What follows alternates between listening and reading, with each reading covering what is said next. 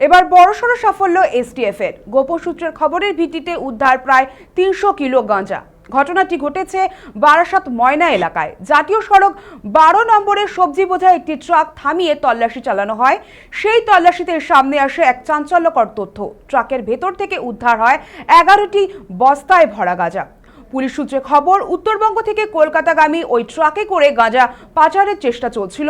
ঘটনাস্থল থেকে ট্রাক চালক ও আরও একজনকে আটক করা হয়েছে। এর পিছনে বড় কোনো পাচার চক্র জড়িত রয়েছে কিনা তা জানতে ইতিমধ্যে তদন্ত শুরু করেছে প্রশাসন।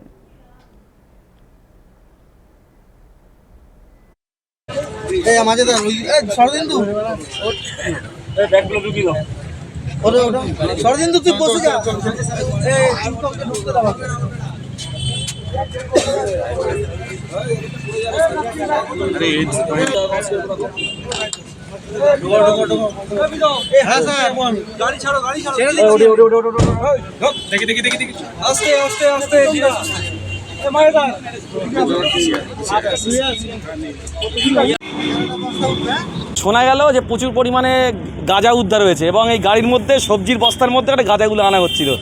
এই দিক থেকে আসা হচ্ছিল গাড়িটা, এই দিক থেকে আর কি, একদম মানে শিলিগুড়ির সাইড দিয়ে আসছিল গাড়িটা। তবে পুলিশকে আমি অনুরোধ করব, কড়া স্টেপ নিক। এইভাবে সমাজ নোংরা হয়ে যাচ্ছে, এই গাঁজা ভাজার জন্য সমাজ নোংরা হয়ে যাচ্ছে। 10-11 বস্তা গাঁজা পাওয়া গেছে এই জাতীয় সড়ক 34 নম্বরে।